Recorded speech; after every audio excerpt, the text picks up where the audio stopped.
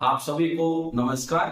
आज हम second chapter से बैटरियों के बारे में पढ़ेंगे। तो हम ले रहे हैं आज का टॉपिक बैटरियां।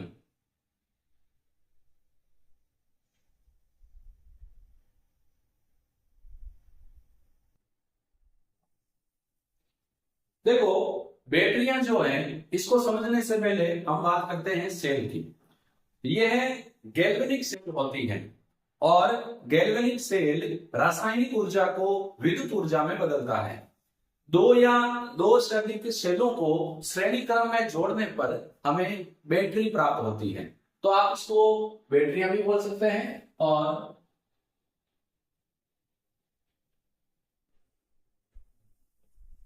ऑप्शन के लिए मैं यहाँ ब्रैकेट में सेल लिख देता हूं ताकि समझना आसान हो। तो बैटरियां यानी सेल, यह जो बैटरियां होती है ये गैल्वेनिक सेल होती है जो रासायनिक ऊर्जा को विद्युत ऊर्जा में बदलती है। हमने गैल्वेनिक सेल के बारे में या यूं के विद्युत रासायनिक सेल के बारे में डिटेल से पढ़ा हुआ है, उसी को हम यहाँ एक्सप्लेन करेंगे। तो सबसे पहले मैं लिख देता हूं, यह है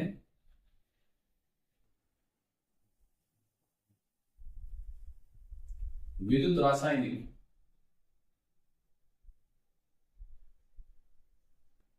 या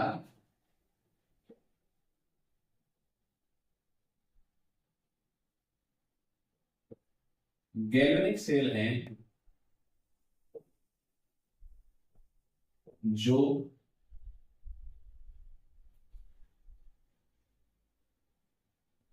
रसायनों की ऊर्जा को यानी रासायनिक ऊर्जा को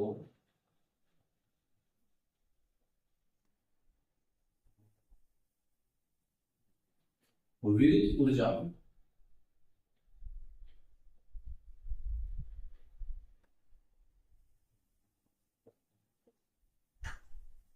परिवर्तित करती है।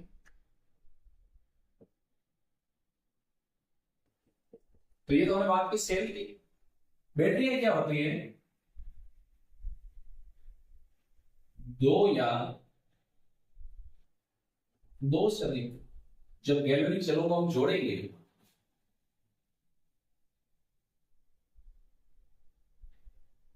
सेलों का एक कंटिन्यूस श्रेणी में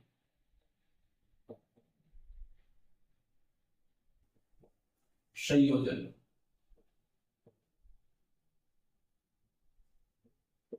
जब दो या अधिक, मान लो जैसे दो सेल हैं तो पहला ये सेल दूसरा ये सेल, इसको हमने एक श्रेणी में जोड़ दिया है तो ये क्या कहलाएगी? बैटरी।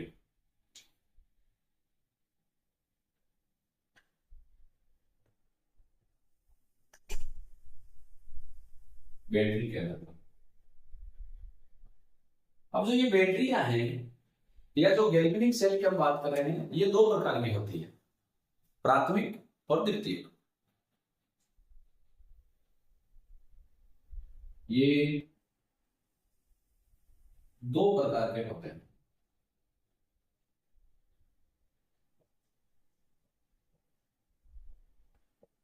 और दोनों जो प्रकार है उसमें पहला प्राथमिक सेल और दूसरा द्वितीयक सेल।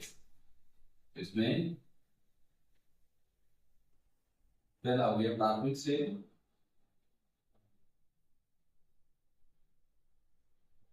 और दूसरा हो गया द्वितीयक सेल।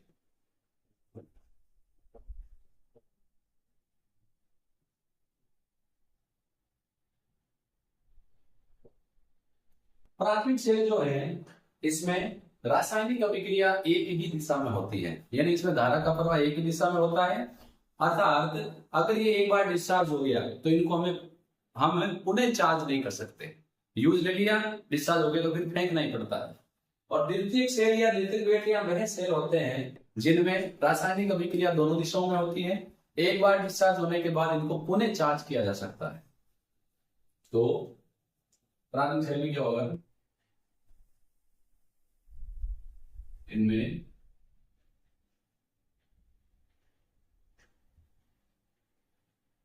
रासायनिक अभिक्रिया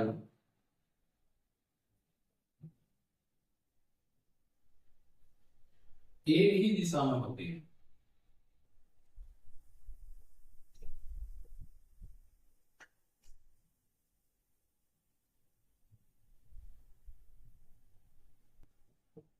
इसका मतलब क्या होगा, अर्थात डिस्चार्ज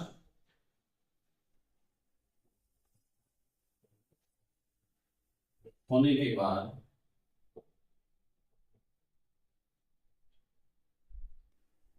उन्हें चार्ज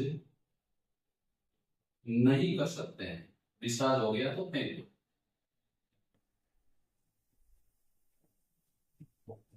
जैसे ड्राई सेल, मरकरी सेल।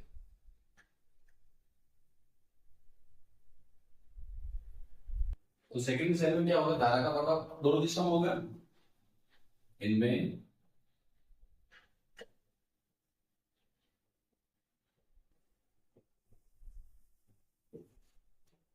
रासायनिक अभिक्रिया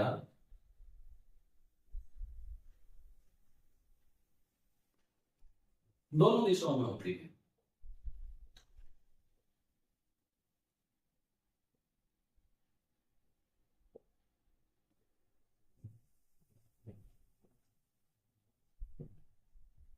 अब दोनों दिशाओं का मतलब क्या होगा, जब सेल को काम ले रहे हैं, डिस्चार्ज हो रहा है एक दिशा में, जब डिस्चार्ज होगी तो पुनः चार्ज रहेंगे तो बैकवर्ड दिशा में। अर्थात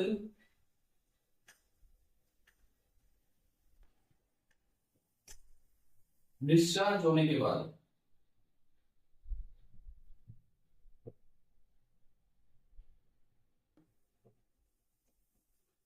सेल को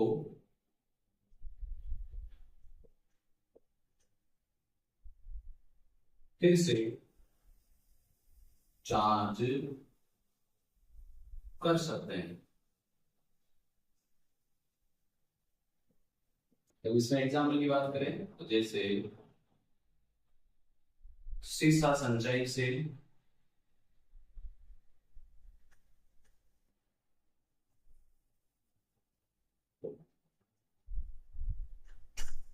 और सेकंड है निकल कैडमियम सेल। इस वीडियो में मैं आपको प्राथमिक सेल के बारे में पढ़ाने वाला हूं। तो हम हेडिंग लगा लेते हैं, सेल या बैटरी में नंबर फर्स्ट प्राथमिक सेल। और प्राथमिक सेल का पहला हम ले रहे हैं शुष्क सेल।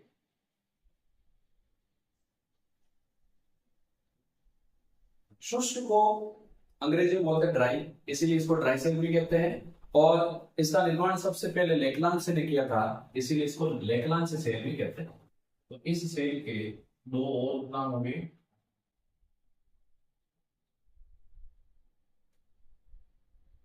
ड्राई सेल या लेकलांस सेल।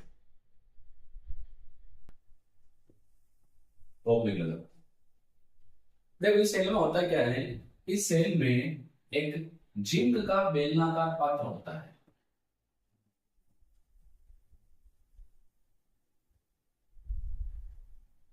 ये सेल वही होता है जो हम रिमोट में काम में लेते हैं, जो दीवार वाली घड़ियों में काम में लेते हैं। समझ में आ गया होगा। तो ये एक बेलनाकार जिंक का पात्र होता है जो एनोड का कार्य करता है। इसमें एक ग्रेफाइट की छड़ होती है जो कैथोड का कार्य करती है। इस छड़ के चारों तरफ एक पोटली होती है जिसमें मैग्नीज ऑक्साइड और कार्बन का पेस्ट बड़ा होता है। तो उसमें क्या क्या होगा तो मैं आपको बता देता हूं। ये एनोड किसका है, जिंक का। और एनोड क्या होता है, ऋणावेशक, क्योंकि ये विद्युत रासायनिक सेल है। ये है कैथोड, ये है ग्रेफाइट की छड़।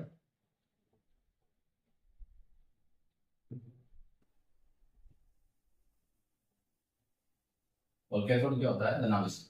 ये जो पोटली है इसमें भरा होता है मैग्नीज ऑक्साइड और कार्बन का पेस्ट। और यहाँ पर इस पोटली और जिंक के पात्र के बीच में यहाँ भरा होता है अमोनियम क्लोराइड और जिंक क्लोराइड। ये जो जिंक का पात्र है इसके चारों तरफ धातु की पतली चादर का कवर होता है। आप अगर सेल को ध्यानपूर्वक देखेंगे तो बाहर जो कंपनी का नाम लिखा हुआ है वो धातु की पतली चादर है। अगर आप उसको ध्यानपूर्वक बाहर हटाएंगे तो अंदर आपको जिंक का पात्र दिखाई देगा।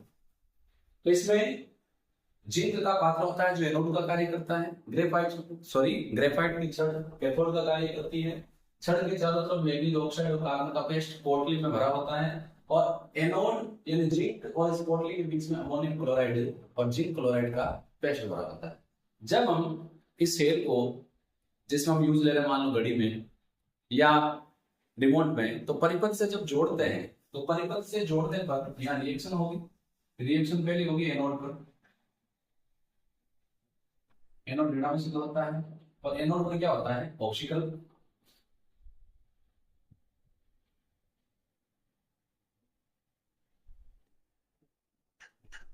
तो एनोड यहाँ जिंक का है, जिंक 2 इलेक्ट्रॉन त्याग कर जिंक +2 में ऑक्सीकरण हो जाएगा। तो जिंक 2 इलेक्ट्रॉन त्याग कर बना लेगा Zn+2।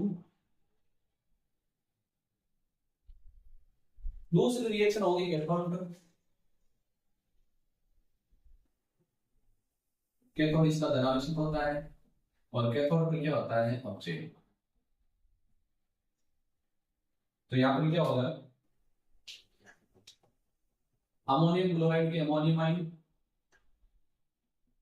प्लस मैग्नीज ऑक्साइड, ये इलेक्ट्रॉन ग्रहण करेंगे और बना लेंगे ये जो MnO2 है ये बना लेगा NNOOH और साथ में NH4 जो है ये बदल जाएगा NH3। अब रिएक्शन को बैलेंस करते हैं। देखो नाइट्रोजन 1 हाइड्रोजन 3 हाइड्रोजन 1 और 3 हाइड्रोजन 4 1 और 3 4, ऑक्सीजन 1 और 1 2, oxygen 2, magnesium 1 magnesium 1।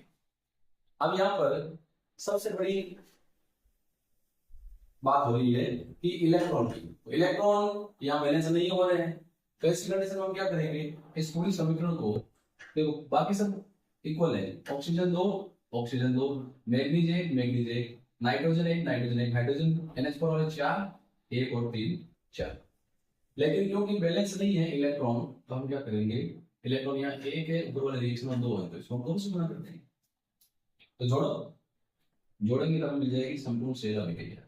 Zinc electron से इलेक्ट्रॉन कट जाएंगे, जिंक सॉलिड थोड़ा सा हम इसे बोलते हैं ये जिंक सॉलिड प्लस 2 से गुणा करेगा 2 अमोनियम आयन प्लस MnO2 भी 2,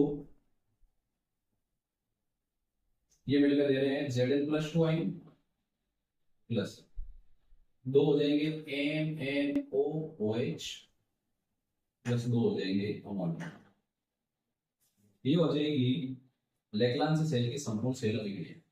ये एनसीईआरटी बुक वाली रिएक्शन मैंने आपको बताई है, कई बुक्स में अलग रिएक्शन दे रखी है तो एनसीईआरटी बुक की बात करें। अब ये जो अमोनिया है निकलने वाली ये जिंक आयनों से अभिक्रिया करके संकुल यौगिक बना लेती है। तो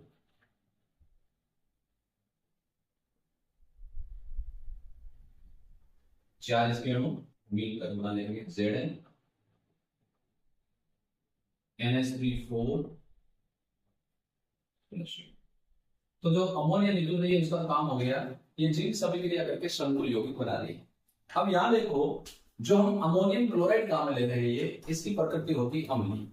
इसकी अम्लीय प्रकृति के कारण जब हम सेल को काम में नहीं लेते हैं तब भी जिंक की परत संचारित होने लगती है और जिंक की दीवार में छेद हो जाते हैं। अब छेद से बचने के लिए जिंक की परत के चारों तरफ धातु की पतली परत का लेप कर दिया जाता है जिससे अब सेल में छिद्र नहीं होंगे। ऐसे सेल में जिसमें लीकेज नहीं है उसको हम क्या बोलेंगे leak proof cell.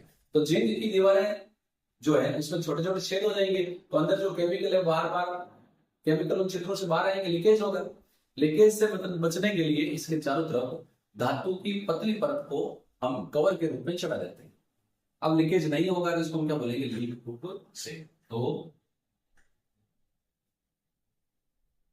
Ammonium chloride की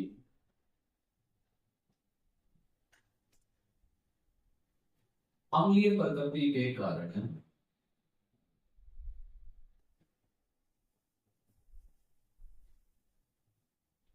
जब सेल को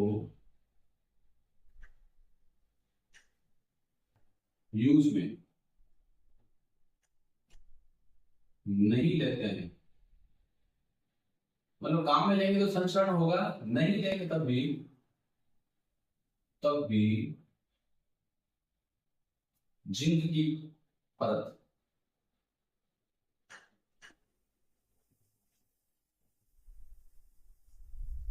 संचारित होती है।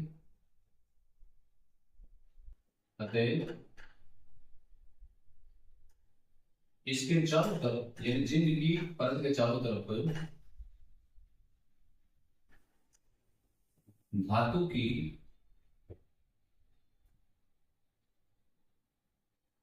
पतली चद्दर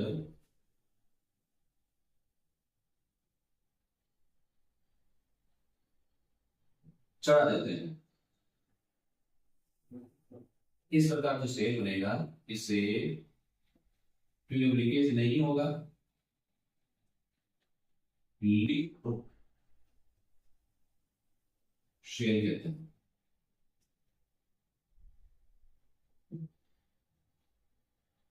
तो ये हमने बात की शुष्क सेल, ड्राई सेल, विकलांग सेल की, इसकी रिएक्शंस, इसका डायग्राम और ये इसके बारे में कुछ फैक्ट्स। अब हम प्राथमिक सेल में दूसरा सेल लेंगे, मरकरी सेल। बोर्ड थोड़ा इरेज करते हैं।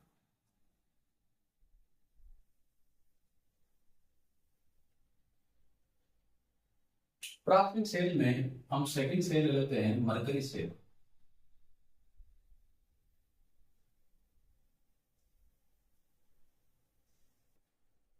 इस सेल का उपयोग हम हाथ वाली घड़ियों, कैलकुलेटर और खिलौनों में किया जाता है। इसका आकार बटन जैसा होता है, इसीलिए इसको हम बटन सेल भी बोलते हैं।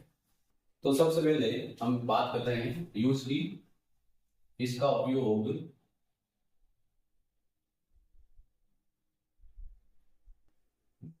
घड़ी, कैलकुलेटर,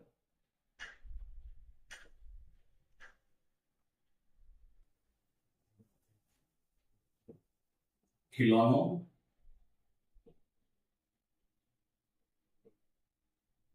वही जिन व्यक्तियों को कम सुनाई देता है उनके लिए होते हैं स्वर्ण यंत्र। एयरफोन जैसे कान में डाले रखे होते हैं और उनका संपर्क एक छोटे से कनेक्टर से होता है। उस कनेक्टर में ये आपके मरकरी सेल यूज होता है। जिस प्रकार पहले MP3 प्लेयर आते थे, वैसा इतना छोटा सा डिब्बा आता है, उसमें जैसे अपने एयरफोन डालते हैं फोन में ऑक्स केबल में, वैसे ही उस कनेक्टर में एयरफोन के प्लग डाल देते हैं और उस एयरफोन को कान में लगा लिया जाता है, जिससे उनको पास की ध्वनि आसानी से सुनाई देती है। नॉर्मली उनको सुनाई नहीं देता है, इसीलिए वो स्वर्ण यंत्र काम में लेते हैं, जिससे उनको आसानी से जो आवाज है वो सुनाई देती है। उस कनेक्टर में मरकरी सेल का उपयोग किया जाता है। तो उस यंत्र को क्या बोलते हैं? खिलौनों व स्वर्ण यंत्र में किया जाता है।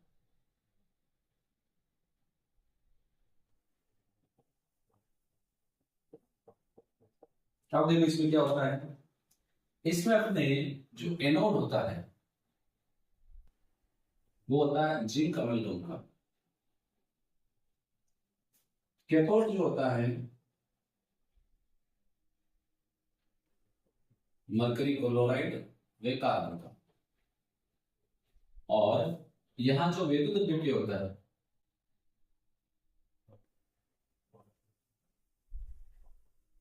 वैद्युत द्वितीय में यहां काम आता है मरकरी ऑक्साइड व पोटेशियम हाइड्रोक्साइड का पेस्ट।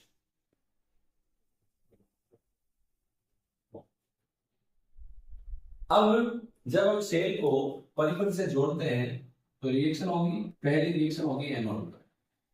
एनोड इसका ऋणावेशित होता है या ऑक्सीकरण होगा। तो देखो जो जिंक है वो वैद्युत जो है पोटेशियम हाइड्रोक्साइड, इसके हाइड्रोक्साइड आयनों से रिएक्शन करेगा और जिंक ऑक्साइड में ऑक्सीकरण हो जाएगा।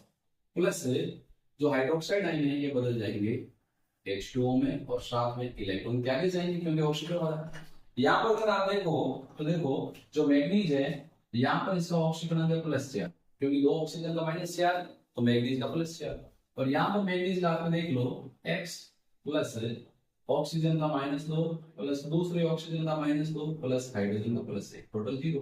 तो माइनस दो और माइनस दो माइनस के चार, माइनस के चार से प्लस रह गया माइनस के तीन, माइनस के तीन बराबर उस जाएंगे तो प्लस के तीन, तो प्लस चार से प्लस तीन में ज्यादा चेंज हो रहा है। तो यहाँ पर जो जिंक है ये जीरो से जेड यहाँ जिंक का ऑक्सीजन जीरो है और जिंक ऑक्साइड इसका ऑक्सीजन है प्लस दो, तो ऑक्सीजन हो रहा है। अब देखो बैलेंस करने के लिए इसको दो से गुणा कर देते हैं, इलेक्ट्रॉन कितने हो जाएंगे। दूसरी रिएक्शन होगी कैथोड पर, धनावेश चेंज होगा। कैथोड में क्या होता है, जो मरकरी ऑक्साइड का कैथोड है ये जल के अणु के साथ इलेक्ट्रॉन ग्रहण करेगा, तो मरकरी ऑक्साइड मरकरी में अपचयित हो जाएगा। या ऑक्साइड में मरकरी की ऑक्सीजन संख्या प्लस दो है और मरकरी में जीरो है, साथ में क्या दे देगा हाइड्रोक्साइड है। बैलेंस करने के लिए दो से गुणा कर लो, इलेक्ट्रॉन कितना हो जाएंगे। अब जब दोनों रिएक्शन को हम जोड़ेंगे तो हमें संपूर्ण सेल अलग मिल जाएगा। देखो रिएक्शन बहुत इजी है, जैसे एनोड जिंक का है तो जिंक का, कैथोड मरकरी ऑक्साइड का मरकरी ऑक्साइड का, तो जिंक हाइड्रोक्साइड आयन ग्रहण करके जिंक ऑक्साइड दे रहा है और जल दे रहा है। मरकरी ऑक्साइड जल और इलेक्ट्रॉन लेकर मरकरी और हाइड्रोक्साइड दे रहा है। तो यहाँ हाइड्रोक्साइड आयन जुड़ रहे हैं, यहाँ हाइड्रोक्साइड आयन बन रहे हैं, यहाँ जल जुड़ रहा है, यहाँ जल बन रहा है। बस आपको एक रिएक्शन अगर पता है, क्या मतलब है एनोड पर हाइड्रोक्साइड आयन जुड़ रहे हैं जल बन रहा है, कैथोड पर जल बन नहीं रहा, जल जुड़ रहा है और हाइड्रोक्साइड आयन बन रहे हैं। तो यहाँ अभिकारक में यह क्या है उत्पादन, तो जल से जल कट जाएगा, इलेक्ट्रॉन से इलेक्ट्रॉन कट जाएगा, हाइड्रोक्साइड से हाइड्रोक्साइड कट जाएगा, बचेगा यहाँ Zn प्लस, यहाँ बचेगा मरकरी ऑक्साइड, साथ ही यहाँ रहेगा जिंक ऑक्साइड प्लस बच गया मरकरी। अब देखो इस सेल की संपूर्ण सेल अभिक्रिया में ऐसा कोई आयन है ही नहीं जिसकी सांद्रता में परिवर्तन हो, तो क्योंकि सेल की आयनों की सांद्रता में परिवर्तन नहीं हो रहा है, इसीलिए सेल जब तक कार्य करेगा तब तक स्थिर वोल्टता की विद्युत धारा देगा। तो ये इंपॉर्टेंट सवाल बनता है, एक ऐसा सेल जो जब तक कार्य करता है स्थिर वोल्टता की विद्युत धारा देता है, तो वो कौन है, मरकरी सेल। क्यों, क्योंकि इसके आयनों की सांद्रता में परिवर्तन नहीं हो रहा है। हम लिखेंगे नोट लगाकर, इंपॉर्टेंट है, सेल अभिक्रिया में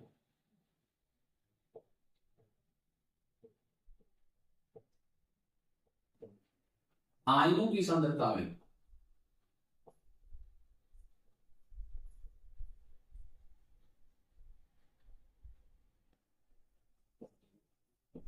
परिवर्तन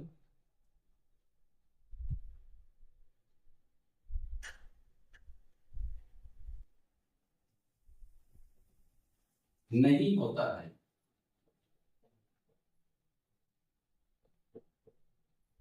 अतः ये है सेल लगातार स्थिर वोल्टता, यानी एक ही वोल्टता की, और इसकी वोल्टता सेल की होगी लगभग 1.35 वोल्ट। इसकी वोल्टता की विद्युत धारा देता है। अब स्थिर वोल्टता की विद्युत धारा को समझाना चाहूं तो इन शॉर्ट, ये जब तक कार्य करेगा तब तक 1.35 वोल्ट की धारा ही देगा, और जब सेल कार्य करना बंद कर देगा तो बिल्कुल भी धारा नहीं देगा। इन शॉर्ट अगर मैं आपको सिंपल शब्दों में समझाऊं तो ये सेल जब तक कार्य करेगा तब तक आपका जो उपकरण है वो प्रॉपर ढंग से कार्य करेगा, चाहे आपका खिलौना हो, चाहे आपकी घड़ी हो, चाहे कैलकुलेटर हो, ये प्रॉपर ढंग से कार्य करेंगे। और जब ये सेल कार्य करना बंद कर देगा तो अचानक ही आपके उपकरण कार्य करना बंद कर देंगे। जबकि जो शुष्क सेल होता है, इसमें जैसे आप इसको घड़ी में काम में ले रहे हो, तो जब ये धीरे धीरे डिस्चार्ज होगा और खराब होने से थोड़े दिन पहले आपकी जो घड़ी है या उपकरण है वो काम करना कम कर देंगे। जबकि मरकरी सेल में जब तक ये सेल कार्य करेगा तब तक उपकरण सही ढंग से कार्य करेंगे। ऐसा नहीं होगा कि अब ये स्लो चल रहा है, पहले स्पीड से चल रहा था, और अचानक जैसे ही सेल कार्य करना बंद करेगा, सेल डिस्चार्ज हो जाएगा, तब आपका उपकरण पूरा का पूरा बंद हो जाएगा और आपको सेल बदलना पड़ेगा। तो इस सेल में किसी भी प्रकार के आयनों की सांद्रता में परिवर्तन नहीं हो रहा है, इसीलिए जब तक ये कार्य करेगा तब तक स्थिर वोल्टता की विद्युत धारा हमें देगा। तो यहाँ पर अपने बैटरियों वाले टॉपिक में प्राथमिक सेल या प्राथमिक बैटरियां समाप्त होती है। बैटरियां गैल्वेनिक सेल होती है जो रासायनिक ऊर्जा को विद्युत ऊर्जा में बदलती है। ये दो प्रकार की होती है। वह बैटरी जिसमें धारा का प्रवाह एक दिशा में हो, जिसे पुनः चार्ज नहीं कर सकते, प्राथमिक। जिसमें धारा का प्रवाह दोनों दिशाओं में हो, जिसे पुनः चार्ज कर सकते हैं, द्वितीयक। प्राथमिक में जैसे शुष्क सेल, इसमें जिंक का पात्र होता है जो एनोड का कार्य करता है, ग्रेफाइट क्रिस्टल कैथोड का कार्य करती है। रिएक्शन ले ली, और हमने कहा कि अमोनियम क्लोराइड की अम्लीय प्रकृति के कारण जब सेल को काम में नहीं लेते हैं तब भी जिंक की जो दीवार है उसमें संसरण होने लगता है, परिणामस्वरूप सेल में छेद हो जाते हैं। इससे बचने के लिए सेल के चारों तरफ हम धातु की पतली चादर लगा देते हैं। अब सेल में लीकेज नहीं होगा, इसे लीक प्रूफ सेल कहते हैं। और दूसरा मर्करी सेल जिसका उपयोग घड़ी, कैलकुलेटर, खिलौनों और स्रोत यंत्र में किया जाता है। अब देखो एक प्रॉपर जो श्रेष्ठ बैटरी या सेल होता है वो क्या होता है। एक श्रेष्ठ बैटरी वह बैटरी होती है जो नंबर 1 कम लागत में बनती हो, सेकंड वजन में हल्की हो, थर्ड लगातार स्थिर वोल्टता की विद्युत धारा दे, और फोर्थ लंबे समय तक विद्युत ऊर्जा दे। ये गुणों वाली जो बैटरी होती है वो एक श्रेष्ठ बैटरी होती है। नेक्स्ट लेक्चर में हम सेकेंडरी सेल, द्वितीयक सेल के बारे में पढ़ेंगे। ये जो सेल है आपको कंफ्यूज नहीं होना है, ये जो सेल है ये विद्युत रासायनिक सेल ही है, और प्राथमिक और द्वितीयक जो सेल है ये विद्युत रासायनिक सेल के एग्जाम्पल है। तो यहाँ पर अपने ये टॉपिक समाप्त होता है। हम फिर मिलेंगे नेक्स्ट लेक्चर में। धन्यवाद।